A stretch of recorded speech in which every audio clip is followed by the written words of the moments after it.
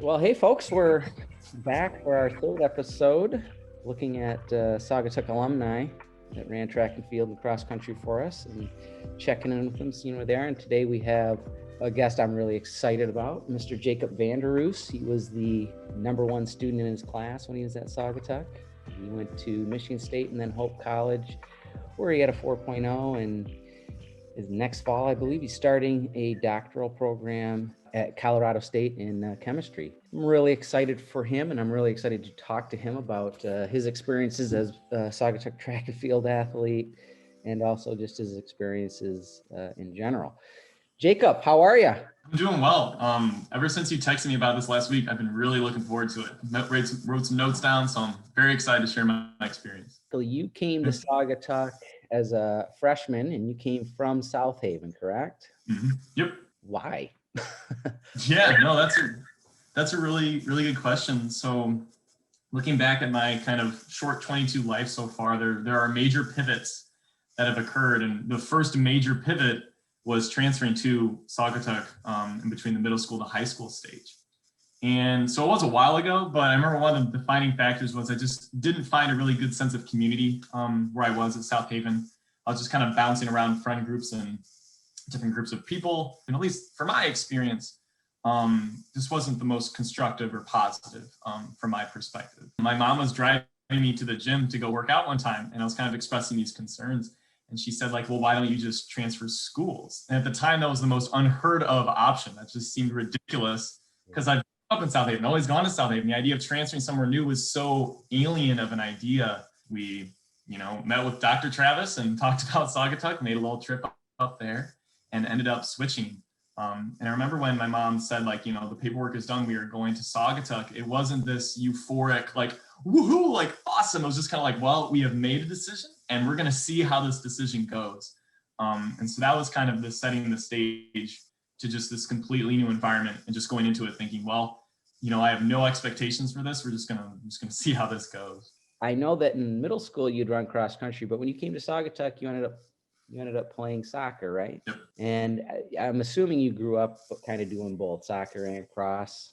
And then what made you choose soccer at that time? Yeah, so in middle school, I hated running. I despised it. I started because my older brother, Nathan Vanders, he was a really fast runner and he ran in middle school. And so my mom would organize running clubs during the summer where kids would come out and run, and me being the younger brother, I get, roped into these things. So I started running, and, it turns out I was pretty good at it starting from a young age. So I went out for the cross country team, my 6th, 7th, and 8th grade years in middle school. And I was, the fastest runner on the middle school team. I was pretty speedy, but I just really disliked it. And it placed a lot of pressure on myself to perform well, because that was the first instance in which I encountered something where I actually had expectations, where I was expected to do well, or at least that's what I told myself. So when I transferred from middle school to high school, I said, I don't want to have anything to do with long distance running because I didn't want that added stress in my experience because, changing schools, there's a lot of change there. I didn't want to be doing something I didn't necessarily like. So I played soccer during my freshman year. And that was great because I just inherently enjoyed soccer. When soccer ended, like indoor track was starting. I was like, oh crap, I should probably go out for that, because all of the people in the cross country team at the time, my freshman year, were so close knit. We're having so much fun. And that's what I was lacking in middle school. And I saw it, I was like, man, I really want to do that. So I started doing indoor track. And then I heard that there are open spots on the basketball team. Okay, I'm going to hop on the basketball team because I still don't really want to run right now. So play basketball, and then ended up running track my freshman year. And it was still kind of tough because, transitioning to a new high school, it's a big change. And that was the beginning of absolutely and completely falling in love with running. That's where that process started. You are a very high achieving student. You were #1 in the class. So how are you able to, especially as a freshman, new school, 3 different sports you're playing, how are you able to maintain a high level academically and be a part of all these teams? Because, this is something that I think a lot of kids today struggle with, but you seem to do it fairly seamlessly. people often look at sports as a way that it will detract from their educational ability, but it's the complete opposite. Sports makes you a better student, and it made me a better student. And that became apparent when I actually went to college. I'll get to that in just a second. Because when you do a sport, that takes out, 2 hours of your evening. And initially I could be like, oh crap, that's 2 hours of not studying. How am I going to get a 36 in the ACT if I don't have these 2 hours of studying? It's because less is more. And I remember you told me that for the first time doing a workout. I was like, I can do more reps, but sometimes not pushing it to the extent is actually much more productive. I would work hard, throughout the whole day during the school day, try to participate in classes, focus really strong. And then I have 2 hours where I am putting the books away. I'm going to not think about that. I'm going to go do something that is mentally constructive. Running is excellent for your mental health. It is physically constructive. It is like the best form of exercise. It's super efficient. And it's also socially very constructive because you get to hang out with people and really enjoy your high school experience. So you have that time that's set aside where you go be a dynamic person, have these great experiences, and then you feel rejuvenated afterwards, and then you can hit the books just as hard as you did when you woke up. If you want to be a successful student, because you need to recognize that those breaks are just as important as the studying itself. And then it also helps with time management, because you can't and you shouldn't spend the entire day studying. It's like, I need to put this away for a little bit, do something else. I can come back to it later. And that is an invaluable skill to learn, especially in high school. Also dealing with pressure and stress. You're sitting on the line of a big meet. It's like, I got to perform, about to do something potentially pretty difficult. And so when I would come to a test, I'd be like, this is nothing. If I can go out there and run, a 3-mile race and put forth a good effort, I for sure can, knock out this calc quiz. So, and it helps put things in perspective in that way as well. But whenever you come up to stresses or challenges, and when you either fail or you succeed, or you're somewhere in the middle, like all those experiences help for later things, even if they're not even connected. You had more on your plate than most kids, because I want to talk about this right now. Not only were you on the track and cross country team at a time when we were really, really good. You not running your first year of cross country, that was the first year we won a state championship in cross country. Yep. But then you were a part of 4 other state championship teams. So it's pretty incredible. Like, you were at a high level in 2 runner-up teams. So you were amongst some very, very talented runners. You also were a high level student, and you got into doing plays and musicals. Which was, that's not a small investment of time. So how did that happen? There was this flyer for the musical we were doing, the 25th annual Putnam County Spelling Bee. And you said, hey, Jacob, you should audition for this. And I liked singing in the shower and singing in a car. But I had never, ever sang in front of someone before. And I was like, that sounds stupid, but I want to do that. Other buddies were doing it. I was like, okay, I'll give it a try. And I walked you down to the audition room. That's true. Yeah, I had some more peer pressure to get me in there. And so I walked in there, and you read some lines so that you can show you can read and you can act surprised and stuff like that. And they said, okay, Jacob, now you have to sing the song that you prepared for us. And I was like, I did not do that. So I was racing through my brain to try and come up with some random Simon Garfunkel song I wanted to sing. I ended up singing Happy Birthday to them with my knees just buckling. And I left, and I was like, that was the stupidest thing I've ever done. Why did I do that? But they ended up shooting me an email or a text or something and said, hey, we have a part for you. Did that musical, and then was fortunate enough to participate in our rendition of Les Mis, which was a lot of fun. Ended up doing choir as well. And so that initial uncomfort of auditioning is key. Now, when I look back at different scenarios in my life, I try to identify, okay, is this a constructively nervous feeling? And if it is, I'm like, okay, let's go for this. Because that's when, you make big strides and have really fun things happen in your life. Being in cross country, you can go into different interests as well. And one thing someone told me that's really valuable is honor your curiosity. If you're interested in something, go check it out, see where it's going to go. And so for me, I liked singing. I had a lot of lot of goading and encouragement to start it. But that was something I was interested in, and I was able to flesh it out. And that was one of my favorite experiences from high school, looking back, was, being able to express myself in that way. And you meet a lot of new people too, because usually there's like a rift between, you got the jock athletes and then you got the band kids and the theater kids. But I mean, there was so much overlap, and they're all so kind and interesting and fun. I was blessed because I got to be a part of the 25th annual with you. And so we got to, run at practice, and then I get to see you again for practices there. When we were in cross, everyone looked to me. I was the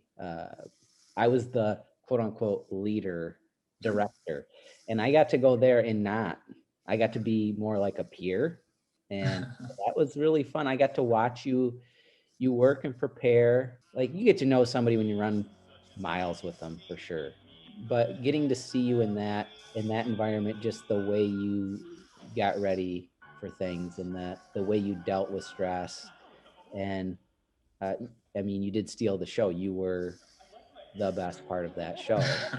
And I would catch myself at times not being in character, watching Jacob perform, and almost not being ready for the next my next line or my next reaction. So that was a lot of fun. And then it was a ton of fun watching you in Les Mis. And I know that Tom Zeman owed me a lot, because quite honestly, everybody always says, like, all the Bowers only want you to run. They just want to ruin your life and take your life. No, that's not it at all. Anybody who says that obviously doesn't know us, because like you said, you and Corbin were in there. Connor Rogerio was in there. Nick Story was in there. A bunch of guys. Yeah, Nick Story. Yeah, there was a lot of people that were doing the musicals and plays that were also cross country kids in the classroom. Top of the line. Almost always the best, I would assume. When you're in plays, you have like leads.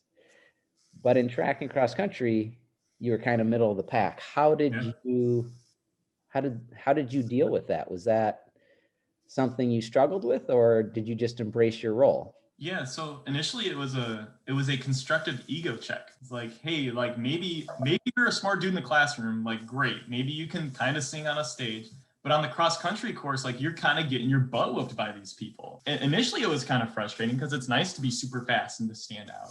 That was a really good way to say, hey, like you're not going to be, there are going to be some things that you are going to just be average, if not below average at. And doing that was really good, because it forced me to look at that situation and say, okay, maybe I can't contribute by being in the top 5. Maybe I can't contribute by being on varsity. How else can I contribute to this environment?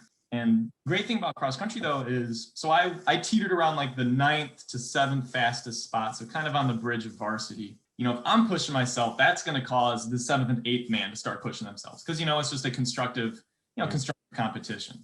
7th and 8th guys start pushing, that's going to do the same thing with 5th and 6th, and it slowly works its way up. So there are ways that if you start pushing, that'll reverberate throughout the whole team.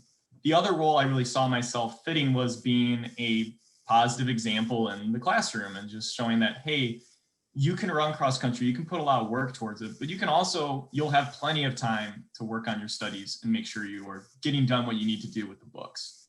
And so I tried to act as a constructive example in the classroom for student athletes who are worried about not being able to do both, in which you really can. It takes some effort, but that's okay. It's worth it. I think your attitude was infectious for everyone else. Like, they're like, all right, this dude thinks this is fun, so I guess this is fun. Sure. And it just was. And it's like, you kind of have to have that guy who is just gonna figure out a way to have fun, and that's gonna be you. And I'm assuming that's how you've been in college, and fun just sort of follows you around, and you just like make maybe mundane activities fun. I remember you telling me about having fun in a lab, which doesn't sound like other guy, where you guys are having a blast. And I mean, that's sort of your personality. Yeah, there's a good quote from one of the members of the Clash, one of my favorite bands, and it's ability is not as important as mad enthusiasm, which I really like. because sure, you might not be the fastest runner on the team, but if you can bring that heat from just enthusiasm and make it fun, I mean, that is going to lift up the entire community of runners. Yeah, I totally agree. And it works. And I know your senior year, we were really, really good. Probably the best team I've ever had. We'd only lost to one team all year, and they ended up winning Division I state championship that year. And we were pretty close with them. And it was down to you and another senior. And basically, I pulled you guys in. You each got a chance to talk. And I wasn't sure where I was going to go. And then basically you came in and you were not cocky or anything. You just said, look, I don't know what the other runner's going to do, but I know I'm going to run great. And I know I'm going to do everything that I can to help the team. And I'm going to have a positive influence and I will run great. You ended up running and you were in the top 80. You were 17:30 at state finals, which is like on that course, like the way it's run the last few years, that was perfect. Sixth man, and you ran terrific on, arguably one of the best small school teams ever. And that's what I think about a lot when I think about Jacob VanderRoest. Then I think about us shaving our heads after. Yeah, that was probably one of the most impromptu decisions I've ever made. It was Ringo, Sam Putski, and I decided to shave our heads after that race. I appreciate it because it's just not my bald head walking through the hallways for the next couple of weeks, Yeah, 3 more out there, yeah. Well, you left Saugatuck and you were going to go to Michigan State, right? Yep. Like you're a big Spartan fan. You liked the university. And so for you, that was like in your mind, that was it, right? And then you went, and how did that go? Yeah, it didn't go as well as I kind of wanted to. So looking back, I picked Michigan State because it was a big school with some prestige attached to it, which is not the way you want to look at your college search. Really, you got to look at it, what's the best fit for you, regardless of what other people may think of that decision. So I went to Michigan State because I thought, I could really enjoy this, big school experience. And that works for a lot of people. But when I got there, that initial attraction of being in a big environment slowly faded away as you got used to it. And what remained, for me at least, was not a very fun collegiate experience. And there are a lot of students that go to big schools and they have a really great experience. That's why they're big schools. A lot of people go to them. But for me, it wasn't the best decision. And so I decided to transfer to Hope College, which was the other school I was debating between for back when I was looking at undergraduate institutions. And frankly, Hope College was a better fit for what I was looking for. Yeah. A better fit for me. I remember going to my visit during my senior year and just having a gut reaction of like, ooh, this felt different than Michigan State. I can kind of see something here. But I went to Michigan State for kind of the glossy prestige of going to a big school, and looking back, that wasn't the correct decision for me, at least. And I tried to remember those lessons when I was looking at for like graduate schools after I graduated from Hope, trying to continue those lessons. And so you went to Hope and you did run track and cross sometimes. I know that there were a few times where you weren't able to really compete because your load was so heavy, but you were still running with the guys, weren't you, during those times? Yep. So it was still like that. For you, seems like it was less about the competition part, more about being a part of something. Exactly.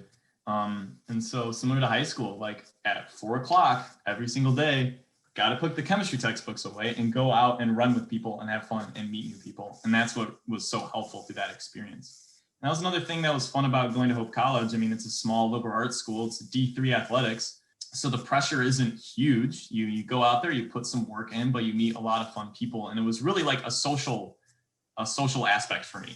But being able to run cross country in college was so helpful for finding a strong community, making some good friends, and just keep continuously working on a constructive work-life balance. And so something I want to go back to, right? Your sophomore year, you decided you're going to run, but you didn't tell me. I thought you were just coming out to get in shape for soccer. So you do our summer running. We meet at 10 o'clock every morning for Sundays. at the state park.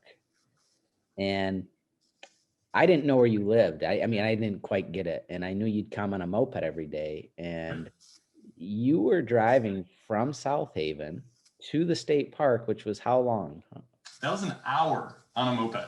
Just from South Haven to Saugatuck. One way, 1 hour. So you obviously had to take like back roads and things because there's, you're not. Yeah. Cruising at 30 miles per hour on a moped. Yeah. Some of those days were, like you think summer, it's always nice, but some days were not so nice. Like that had to be rough. And so 2 hours a day, Yep. eating up just in travel. Then you'd come, and back then we would hang out after we ran. So it wasn't like we just run and leave like 45 minutes less than 3 hours total for you. You'd be gone for about 5 hours sometimes. Sure. And then you'd go to work. Yep. I was working over the summer, working at an ice cream shop. So scooping ice cream when I would get back. Yeah. And you were still willing to make that commitment to do that. And that's because I knew it was going to be worth it. Like I saw what program you guys had fostered. I saw how much fun everyone was having at the lunch table every day and being excited to go to practice. I was a bystander on that my freshman year. I thought, man, like being able to be in that environment with that community, this 2-hour commute on a moped is worth it. So now, done with Hope in 6 weeks. Yeah, 6 weeks. 6 weeks. And the next step is pretty exciting. You're bouncing out of the Midwest. Yeah, so starting in August, I will be attending graduate school at Colorado State University for a chemistry PhD program. And what brought you to Colorado State? So when I was looking at graduate schools that I was interested in, the first filter that I applied was, where do I want to live? And Colorado seemed like a really fun, active community because I obviously like to run. I like to backpack and be outside, and that's kind of a really good area for that. And Colorado State has a lot of emphasis on environmental sustainability, which is something I'm very passionate and interested in. And so that's what I'd like to do with chemistry, tailor it towards environmental sustainable applications. One of the most important factors was when I was speaking with students there, they said, hey, like, I'm here to get a chemistry PhD, but in addition, like, I don't want to be just a person who just studies chemistry and just does their schoolwork. I want to be in an environment in which I can go outside, I can do fun things. And that really spoke to me because a lot of my time in college was spent towards studying and, prepping academics, which is helpful and it's important to an extent. Like you can't always be pushing the envelope on everything because then the returns you get are not worth the effort you put into. I know you've already done a lot of research already, right? In chemistry and especially in environmental chemistry and whatnot. I feel like, didn't you have a paper published or you were a part of a paper that got published, or am I dreaming that? I wrote a publication in the Holland newspaper talking about like sustainable dining and which foods require less water, which foods emit less carbon dioxide and greenhouse gases during their production. So that's one thing I did while at Hope College, and that's kind of where that interest kind of fostered. I'm super proud of you. I can't even imagine what it would be like to be your parents. They got to just be through the roof because whatever they did, they need to write a book so Angie and I can read it. And so for those out there who are kind of on the fence about trying cross country, just go for it because it can end up changing your life, because it certainly did for me. So please, if you're thinking about getting involved in something, like, go after it. Who knows where it will lead? And that's coming from a guy who didn't like running. That is coming from a person who despised running 10 years ago. And now it's probably the most important thing I've ever gotten into. Well, I'm so happy we got a chance to do this, and I don't want to take a ton more of your time. And my wife just gave me a phone call, so she's probably saying, come grab this crazy boy. Sure. So I appreciate it, and I appreciate you, and I'm so glad that I know you and that I was your coach, and now we're friends. And if there's anything you ever need, please feel free to reach out. And the whole reason we're doing this actually stems from your mom sending me a text telling me all about the things that were going on with you. And I was like, I think a lot of people would want to know about what our alum are doing. And so you inspired this. So thank you, sir. Yeah, and thanks for giving me the opportunity to share kind of any advice that I can afford to students or anything. And thanks for also just fostering like the greatest team that I've ever experienced. Without that, like I wouldn't be running right now, and I certainly wouldn't be as happy as I am right now. So genuinely, thank you. Thank you for doing what you do. Well, thank you, sir. You have a great Easter weekend, and I hope to be talking to you soon. Take care. All right. Yep. Thank you.